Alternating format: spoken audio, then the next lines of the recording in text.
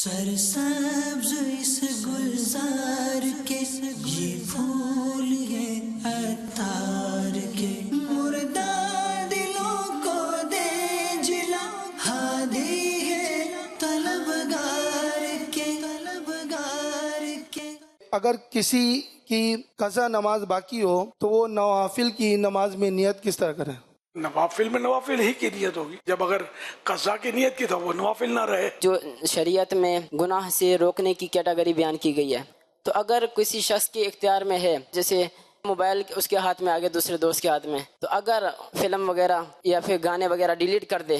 باہر شریف میں لکھا ہوا ہے، حکیم ہاتھ سے، عالم زبان سے، عوام دل سے برا جانے، تو ہم مارداڑ کرنا شروع کریں گے تو مشکل کھڑی ہو جائے گی۔ ایسے کون سے اعمال کیے جائیں کہ جن سے ہم اپنے نمازیوں کو ان کا ذہن سنیت کے حوالے سے مضبوط کر سکیں، دعوت اسلامی کے حوالے سے مضبوط کر سکیں؟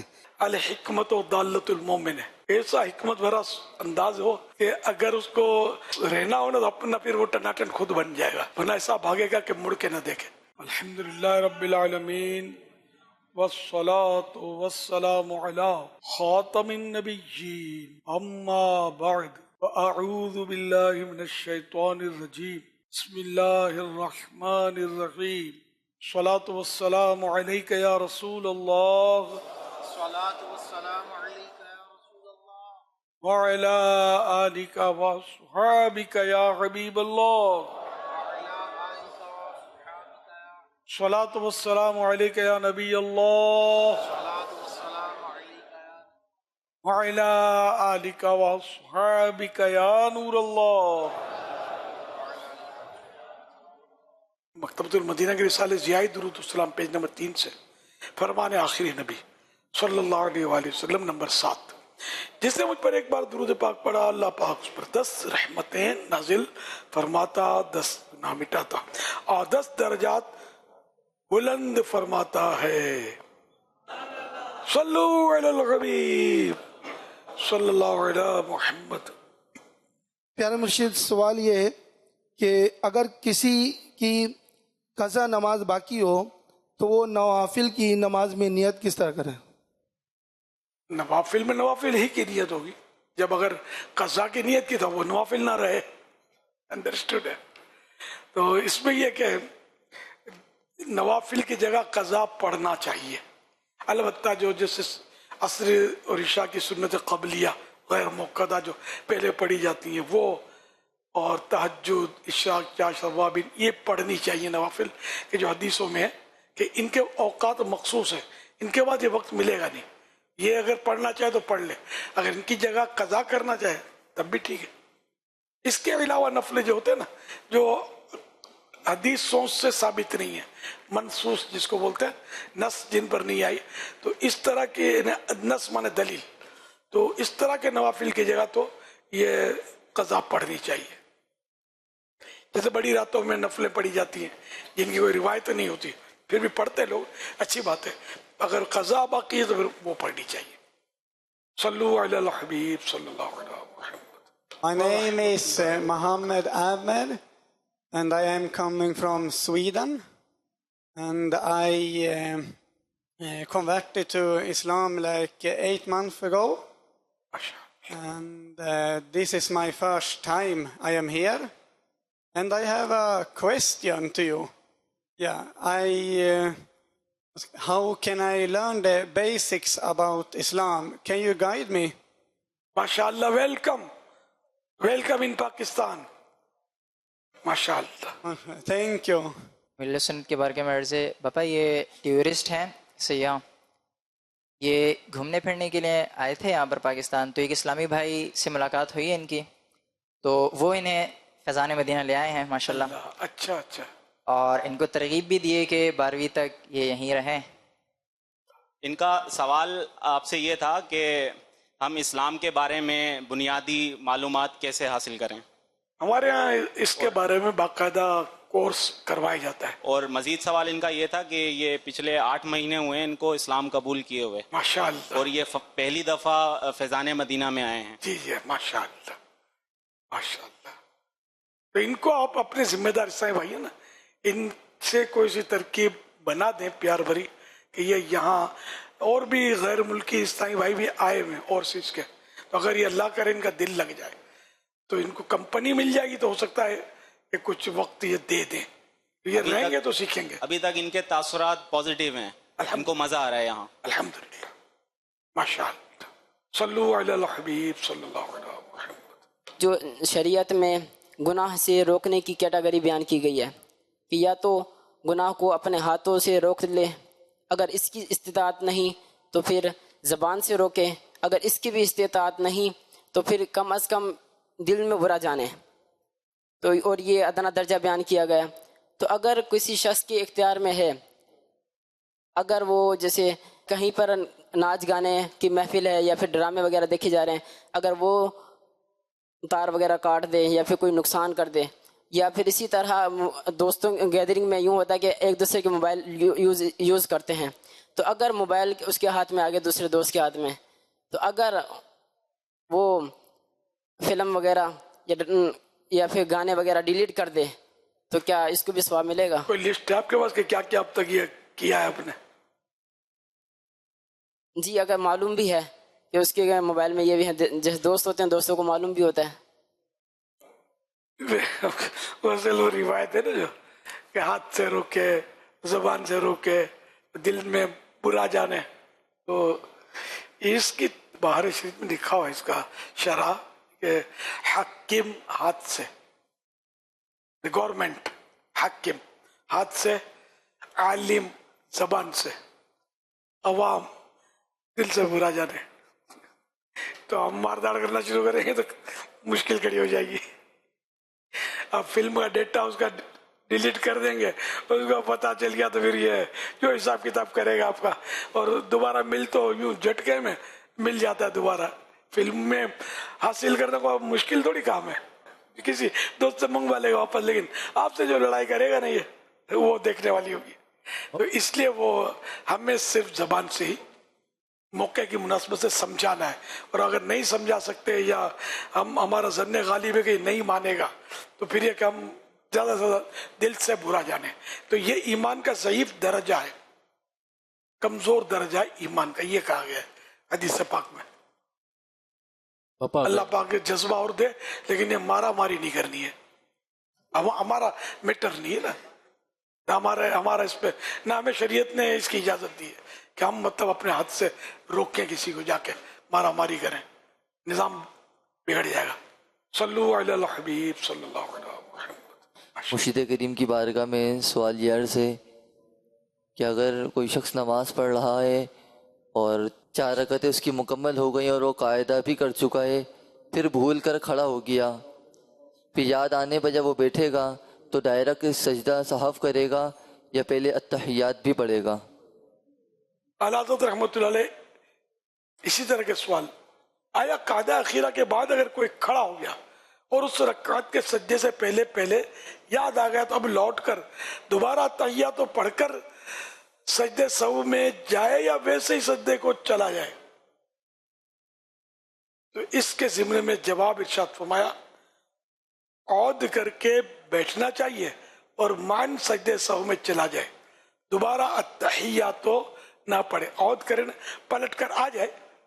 हवाला फतह रज़विया शरीफ जिल्द 8 मसला नंबर 1222। सल्लु अला हबीब सल्लल्लाहु अलैहि वसल्लम। मस्जिद में इमामत करता हूँ तो ऐसे कौन से अमाल किए जाएं कि जिनसे हम अपने नमाजियों को टनाटन सुन्नी बना सकें, उनका जहन सुन्नियत के हवाले से मजबूत कर सके, दावत इस्लामी के हवाले से मजबूत कर सके? आपने भी इमामत की है तो आप कब से कर रहे हैं? मैं हुजूर तकरीबन 2010 से कर रहा हूँ इमामत। अल्लाह अकबर। तो पता नहीं कितने मुनाजरे किए होंगे और कितनों को लाए होंगे, कितनों को भगाया होगा, और आपने तो टनाटन का ऐसा माहौल बनाया होगा कि कोई आंख उठाकर देख नहीं सकता। और मेरे टनाटन की तादाद कितनी मुश्किल है, आपके सामने अल्लाह तादाद है। अल्लाह इसमें और बरकत दे। आमीन अल्लाहुम्मा। हुजूर आप अपना तरीका इरशाद फरमा दीजिए।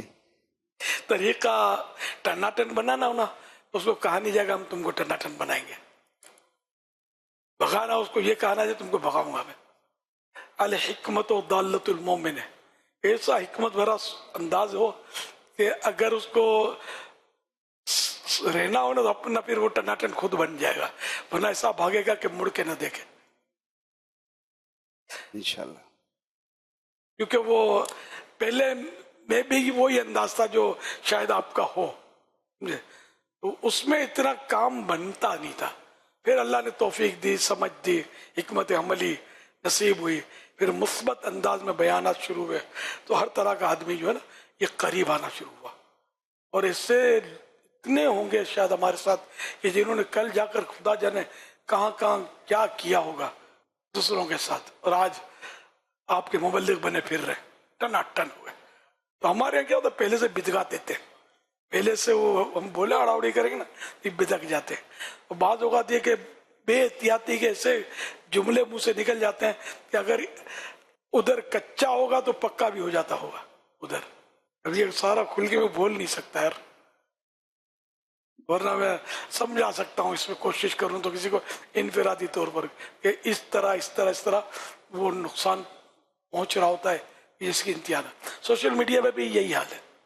سوشل میڈیا پہ جیسے کوئی اور ہوگا نا تو بعض اوقات ویسے وہ ترکیب سے گفتگو کرے گا جیسے کہ میرے مخالف کے بھی بات کلپ پاتے نا، تھوڑی تعریف کرتے ہیں میری، تھوڑا آپ بولتے ہیں، سمجھے، حضرت شریف ہیں، پھر پیٹھ میں چھرا گھونپتے ہیں،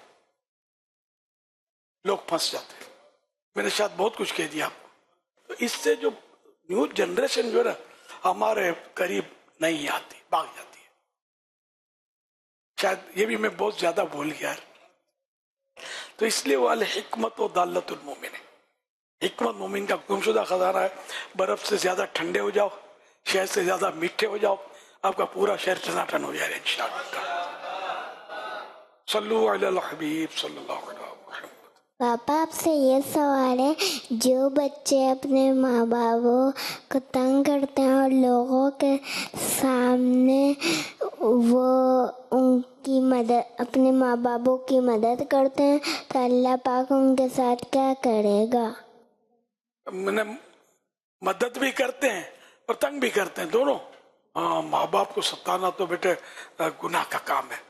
ایسے لوگ گندے لوگ ہوتے ہیں جو ماں باپ کو ستاتے ہیں، اور اللہ ناراض ہوا تو ان کو سزا دے گا. اور جو یہ ماں باپ کی خدمت کرتے ہیں اچھی نیت سے، اب صاحب کے سامنے کیا، اور اگر اچھی نیت سے کیا ہے، کوئی دکھاوے کے لیے نہیں کیا، اس کا ثواب ملے گا اس کو. ان کے ذہن میں آتے ہیں اس طرح کے بعض سوالات، مطلب کوالٹی ہے. صلو علی الحبیب صلی اللہ علیہ وسلم. حضور میرا سوال یہ ہے آپ سے، اگر کوئی شخص کسی کی رقم کہیں پھنسی بھی ہے اور وہ یہ دعا کرتا ہے یا منت مانتا ہے میری یہ رقم مل جائے گی تو میں 12 ماہ کے لیے مدینہ کعبے میں سفر کروں گا، تو یہ ایسا کرنا کیسا ہے؟ یہ منت، یہ وہ شرعی منت تو نہیں ہے، لیکن یہ کہ شکرانے میں 12 ماہ میں سفر کروں گا، اچھی بات ہے.